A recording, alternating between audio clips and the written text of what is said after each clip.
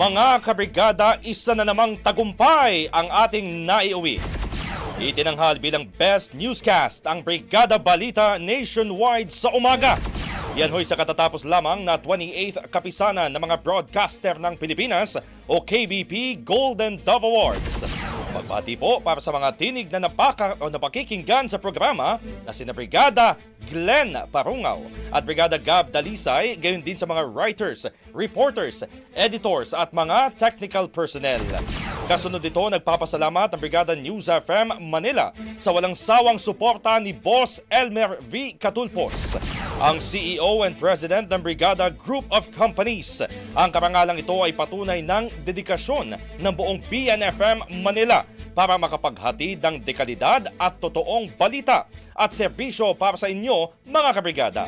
Kaya maraming salamat po, mga kabrigada, sa inyong patuloy na pakikinig, pagtangkilik at pagsuporta.